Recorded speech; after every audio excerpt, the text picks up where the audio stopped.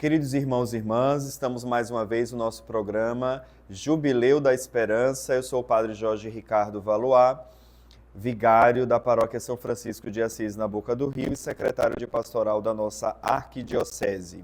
E nós estamos refletindo, meditando, estudando sobre as 4 principais constituições do Concílio Vaticano II.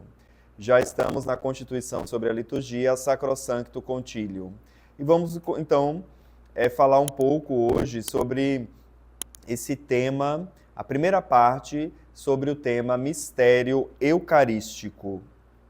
Primeira coisa que a gente precisa destacar é sobre a importância da linguagem litúrgica. Porque a linguagem litúrgica não é apenas uma linguagem de palavras.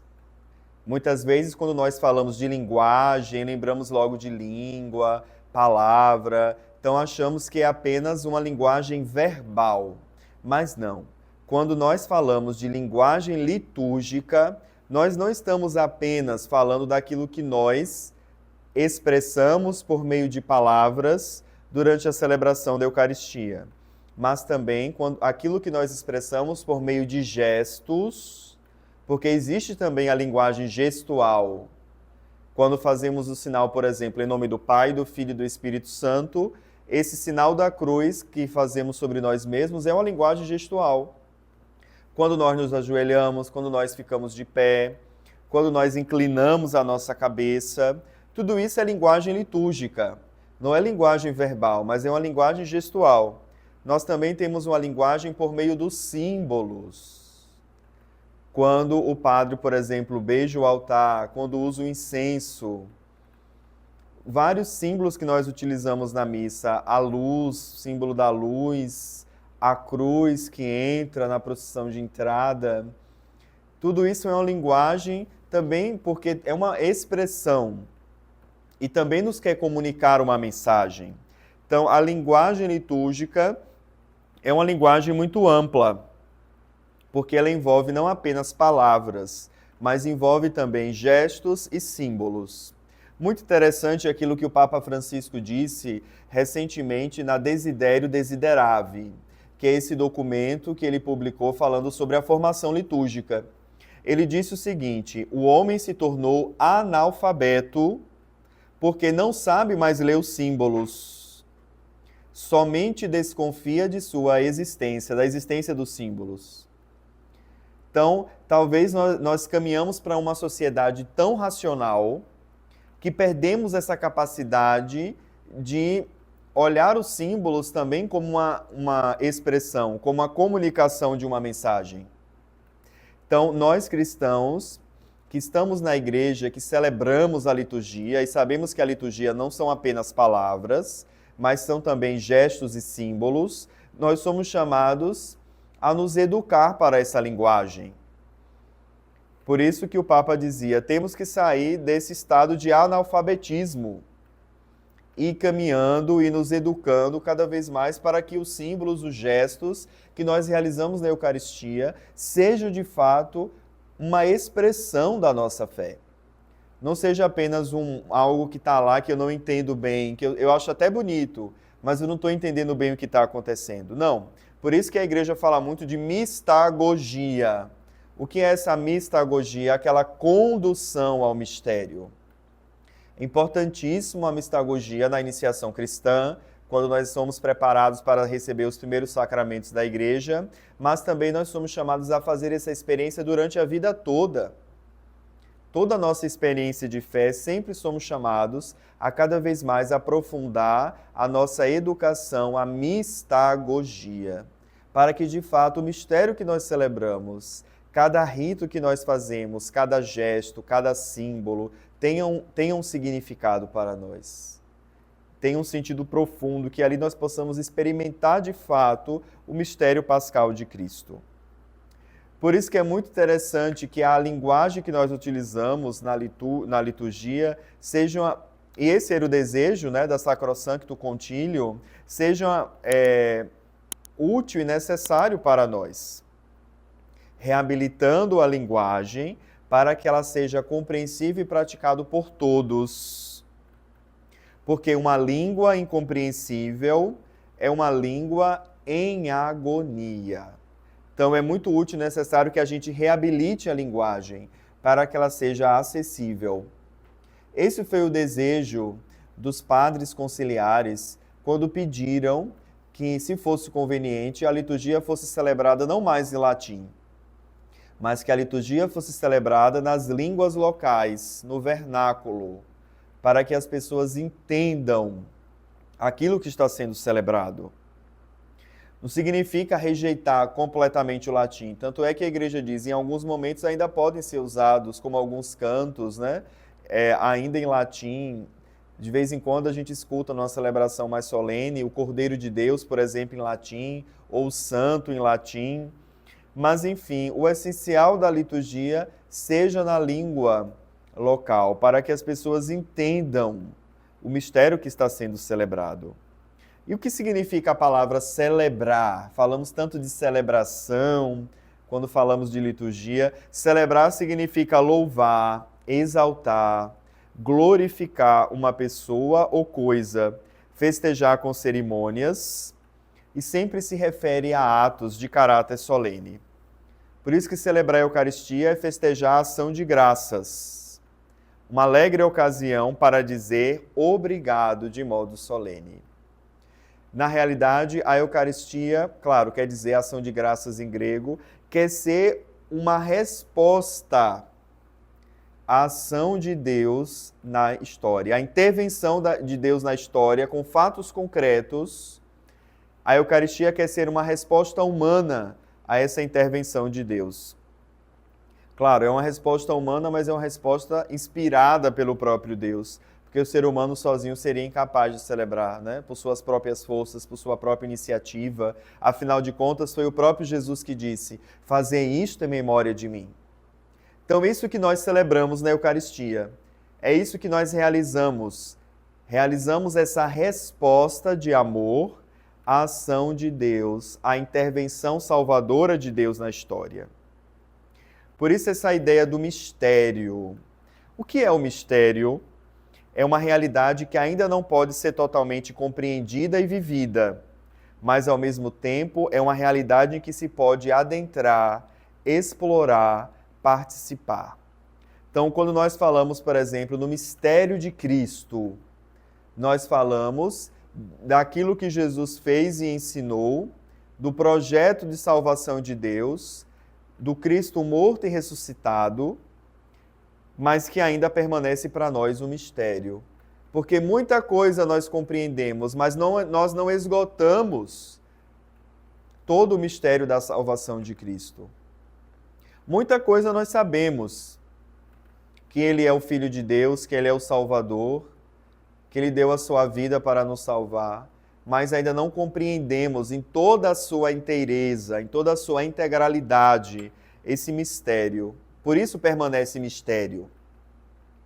Ninguém esgota o mistério. Nós nunca vamos esgotar esse mistério tão grande da salvação de Deus. Nós nunca vamos esgotar esse mistério da Eucaristia, do Deus que assume a natureza de um pão, que entra ali naquelas espécies do pão e do vinho, e ali estão seu corpo e sangue. Nós nunca vamos esgotar esse grande mistério da nossa fé. Claro, compreendemos por aquilo que já nos foi revelado pelo próprio Deus, por meio da Igreja, que ali se trata de fato do corpo de Cristo. Mas nunca vamos compreender como um Deus se reduz a um humilde pedaço de pão. Então essa é a ideia do mistério. É algo que nós conseguimos adentrar, explorar, participar, mas nunca vamos esgotar. Por isso podemos dizer que podemos habitar no mistério. E é isso que dá em cada celebração da Eucaristia. Nós habitamos o mistério de Deus. Aquela mesma experiência de Pedro no monte, na transfiguração. Senhor, é bom estarmos aqui. Façamos 3 tendas. Então, essa é a experiência, né? Ao celebrar a Eucaristia. Habitar o mistério, porque o mistério permite ser habitado. O mistério de Deus permite ser experimentado. O mistério de Deus permite ser celebrado. O mistério eucarístico é uma porta em que se pode adentrar pela fé. Essa é a condição essencial para entrar no mistério de Cristo, para entrar no mistério eucarístico, a fé. Então, adentrando ali aos gestos de Jesus em sua oração, sentimentos e entrega na última ceia. Então, isso que é poder experimentar entrar nesse mistério eucarístico. Aquilo que Jesus fez na última ceia, aqueles gestos que ele mesmo nos pediu que nós o fizéssemos em sua memória. Por isso sempre dizemos na oração eucarística, na consagração, fazei isto em memória de mim. Nós podemos pela fé adentrar nesse mistério, adentrar naquela presença sacramental e por isso misteriosa de Deus ali. Adentrar naquele desejo de Jesus de se entregar por nós, naquele desejo de Jesus de fazer esse alimento por nós. Por isso, só pela fé conseguimos compreender. Sem fé, queridos irmãos e irmãs, não é possível adentrar no mistério. Sem essa disponibilidade interior de eu querer de fato celebrar, não apenas cumprir um preceito. Não, isso seria muito pouco. Claro que o preceito é importante. É claro que nós não vamos anular o preceito, porque o preceito existe para nós como uma bússola que nos vai iluminando naquilo que é o essencial da nossa fé. Mas nós não participamos da Eucaristia apenas para cumprir um preceito, mas para poder adentrar no mistério de Cristo. Adentrar no mistério eucarístico de um Deus que se faz alimento por nós. Um Deus que é ao mesmo tempo altar, sacerdote e vítima. Altar porque o altar é o próprio Cristo. O seu corpo é esse altar. Sacerdote porque é o próprio Cristo que diz, isto é meu corpo, isto é meu sangue. Claro, na pessoa dos ministros ordenados. E é o próprio Deus que se faz a vítima, porque ele mesmo é a vítima do sacrifício. O seu corpo imolado, o seu sangue dado em favor da salvação do mundo é a vítima que agrada ao Pai. Então esta é a graça que nos é concedida ao celebrar cada celebração da missa. Adentrar no mistério de Cristo, altar, sacerdote e vítima. Permite-nos ainda habitar a vida de Deus, a comunhão da Trindade, participar misteriosamente de seu dom, simplesmente acolhendo de suas mãos, sem sermos capazes de reduzi-lo. Impressionante isso. Mistério se acolhe. Mistério não se reduz. Mas quantas vezes nós reduzimos o mistério de Deus a uma mera rotina, a um mero ir à igreja? Não, queridos irmãos e irmãs. Como nos pedia o Papa na Desiderio Desiderável, o Papa Francisco, diante do mistério de Deus, diante da Eucaristia celebrada, sempre devemos conservar em nós essa dimensão do espanto. Do espanto, ou seja, do maravilhar-se diante daquele Deus que se faz carne. Se sentir de fato ali naquele banquete messiânico e ver aqueles dons do corpo e sangue de Cristo como algo estupendo que nos é dado a nós. Por isso, nunca percamos de vista essa dimensão do espanto diante do mistério celebrado. Assim não reduziremos o mistério eucarístico, mas, sem esgotar, experimentaremos cada vez mais dessa graça. Muito interessante nós notarmos que toda a humanidade, especialmente as últimas gerações, são movidos por um espírito de competição e rivalidade. É interessante, isso começou desde a origem do mundo, desde Adão e Eva, que entraram em conflito com Deus, depois passando por Caim e Abel, que foram protagonistas da primeira briga entre os irmãos, até chegar a nós, até a nossa geração. Veja a história da humanidade, sempre marcada por muitas guerras e conflitos. Então, isso é algo que permeia a nossa condição humana, esse espírito de competição e rivalidade. E esse espírito de competição e rivalidade nos impede de acreditar, ou dificulta que nós acreditemos que a vida possa entregar alguns dons a nós, coisas que não poderíamos receber por nosso próprio esforço e da qual nós não poderíamos assim usufruir. Mas isso se dá na Eucaristia. Aí que está a beleza do mistério eucarístico. Algo que eu não mereço, algo que eu não fiz um esforço para receber, mas Deus me dá gratuitamente. Deus, de fato, vem ao meu encontro e serve para mim o alimento de vida eterna. Eu não comprei. Hoje a sociedade, a gente está acostumado a comprar tudo.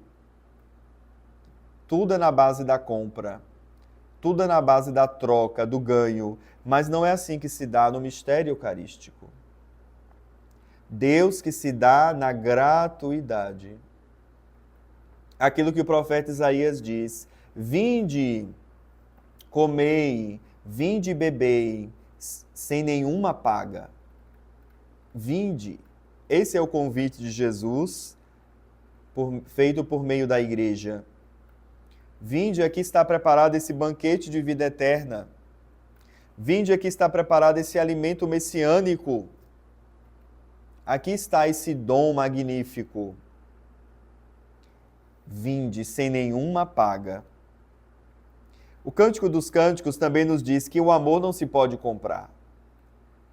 Ele diz assim: ainda que oferecesse todos os teus bens para comprar amor, serias tratado com desprezo. Porque o amor não pode ser adquirido, o amor não pode ser comercializado. O amor é gratuito por definição. É um dom. Prescinde dos méritos, da riqueza ou da pobreza. Assim é o dom da Eucaristia. É um dom. É uma graça. É algo que me é dado sem eu merecer. É esse maná, de fato, descido do céu, que nos alimenta em meio ao deserto deste mundo. Ninguém compra os sacramentos. Ninguém compra a graça de Deus. Ela nos vem gratuitamente. Entrar na igreja e participar da celebração da Eucaristia é algo para todos. Não se cobra a entrada de missa. A entrada é livre. A entrada não é reservada aos sem pecado, aos puros, ou aqueles que são dignos, ou que acreditam ser, porque ninguém é digno, iludindo-se então a si mesmos. Não. A entrada, a celebração está aberta a todos os batizados. Mais santos, menos santos, em estado de pecado ou estado de graça, é-nos oferecido aquele banquete. É claro que a igreja estabelece que para comungarmos da Eucaristia, nós somos chamados a estar em estado de graça. Mas o acesso a ela, a participação a ela em si, está reservado a todas as pessoas, está destinado a todas as pessoas. A todos os batizados. Isso é fantástico. Saber que Deus não cobra ingresso. Na celebração, há espaço ainda para a reconciliação entre irmãos e irmãs. Há um momento para pedir perdão e um tempo para perdoar-se mutuamente, para então rezar juntos o Pai Nosso. Perdoai-nos as nossas ofensas, assim como nós perdoamos aqueles que nos ofenderam.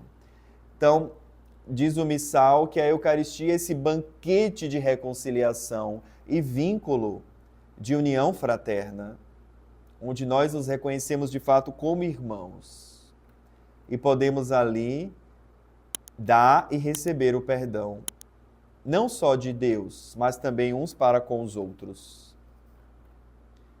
E ao comungar do mesmo pão, nós somos chamados então a formar essa unidade. Por isso que Jesus alerta no Evangelho, antes de oferecer a tua oferta no altar, vai primeiro reconciliar-te com o teu irmão, porque seria uma incoerência. Como nós vamos comungar do mesmo corpo de Cristo, ser comensais da mesma mesa, se nós não estamos ainda plenamente reconciliados, se ainda temos coisas um contra os outros, seria uma incoerência. Não faria sentido eu comungar do pão da unidade se eu não estou em comunhão com o irmão, se eu não falo com o irmão. Não nos deixemos enganar, irmãos.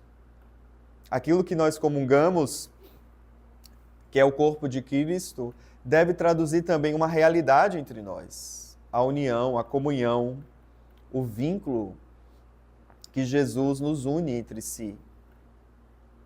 Ao comungar dessa mesma comida, dessa mesma bebida espirituais, desse alimento de vida eterna, nós somos chamados a realizar na nossa vida aquilo que nós celebramos. Na Eucaristia, a Igreja celebra o amor de Deus Pai, Filho e Espírito Santo, que se destina a todos e a cada um. É impressionante esse amor de Deus. É um amor universal por toda a humanidade, por todas as gerações, mas é também um amor pessoal. Deus nos ama com esse amor pessoal. Nós não somos, como a Assembleia Litúrgica, uma massa de pessoas desconhecidas para Deus. Não. Nós somos esse povo. Aí que está a diferença entre povo e massa. A massa é um aglomerado de pessoas que não se conhecem, que não se amam. Mas não é o povo. O povo tem uma identidade. A nossa identidade como povo de Deus é a identidade de Jesus Cristo. É a identidade messiânica. Mas também Deus tem um amor pessoal por cada um de nós. Um amor particular. Um amor de fato que alcança o nosso ser indivíduo, a nossa identidade, a nossa existência concreta.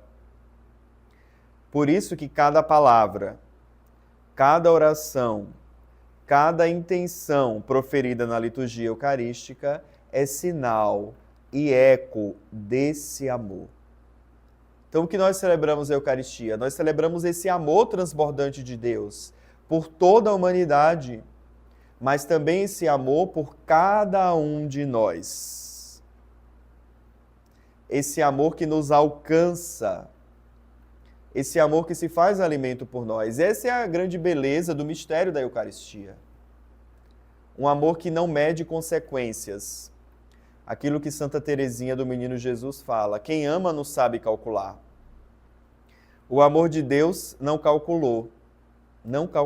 O amor de Deus simplesmente se fez alimento por nós, se fez Eucaristia por nós.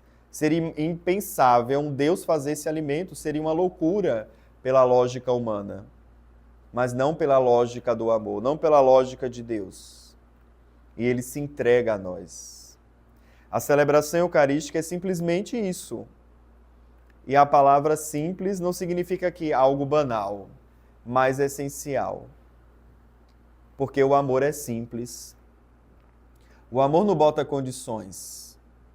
O amor não coloca dificuldades. O amor simplesmente ama. Esse é o amor de Deus por nós. Não coloca condição se eu sou pecador, se eu não sou. Não coloca condição se eu estou distante de Deus, se eu sou preto, se eu sou branco, se eu sou jovem, se eu sou velho. Não. O amor de Deus não coloca nenhuma condição para nos amar. Ele simplesmente ama. Isso se dá em cada celebração. O transbordamento desse amor de Deus. O transbordamento dessa fonte da graça. Por isso nós somos chamados a olhar esse mistério da Eucaristia na humildade. Sabemos que vai permanecer para nós o mistério. Sabemos que nunca nós vamos esgotar racionalmente, com explicações, com raciocínios, aquilo que é o dom da Eucaristia. mas nós vamos, pela lógica do amor, adentrar nessa graça. Porque só o amor, tem coisas que só o amor explica. Tem coisas que não é raciocínio, que não é teoria, que não são as nossas muitas filosofias. Tem coisas que só o amor explica. Assim é o mistério da Eucaristia. A igreja até estabeleceu algumas palavras, né? Nós temos a famosa palavra transubstanciação, para nos falar da presença de Cristo na Eucaristia. É uma tentativa de uma explicação racional muito bem sucedida na tradição viva da igreja, para explicar racionalmente o mistério da Eucaristia. Depois, mais recentemente, outros teólogos trouxeram palavras como transsignificação, porque é uma mudança de significado do pão e do vinho no corpo e sangue de Cristo, ou transfinalização, porque não é apenas uma finalidade humana, natural, mas agora o corpo e o sangue de Cristo assumem uma finalidade sobrenatural, uma finalidade espiritual. Então foram tentativas para tentar explicar o mistério eucarístico. Transubstanciação, transsignificação, transfinalização, mas nós nunca vamos conseguir esgotar. Por isso permanece o mistério. E só o amor, então, no final de tudo, permanece apenas o amor para completar qualquer explicação.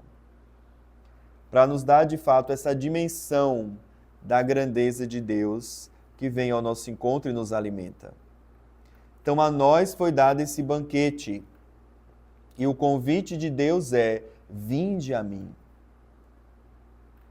Aproximemo-nos, queridos irmãos e irmãs, desse mistério central da nossa fé, que é o mistério da Eucaristia, com esse amor, com esse zelo, e peçamos a Deus que nos dê a graça, por meio do seu Espírito, para que esse mistério que é celebrado, para que o dom do corpo e do sangue de Cristo que vem ao nosso encontro sejam de fato uma experiência de vida eterna em nós. Nós precisamos pedir essa graça, porque Deus vem ao nosso encontro. Ali é o corpo de Cristo, mas os frutos do sacramento só serão produzidos a partir das minhas disposições interiores, para que os frutos daquele sacramento possam, de fato, existir na minha vida. Então vamos pedir a Deus essa graça, que o fruto espiritual da comunhão, o fruto espiritual de cada Eucaristia, possa ser abundante nas nossas vidas, para que possamos realizar na nossa existência a nossa vocação cristã, que é a participação da natureza de Deus. E em cada comunhão, ao nos aproximarmos desse mistério eucarístico, nós podemos então adentrar esse mistério, habitar nesse mistério, para que a vida divina possa crescer em nós. E nós aqui encerramos o nosso programa. Voltamos na próxima semana. Até lá, que Deus abençoe.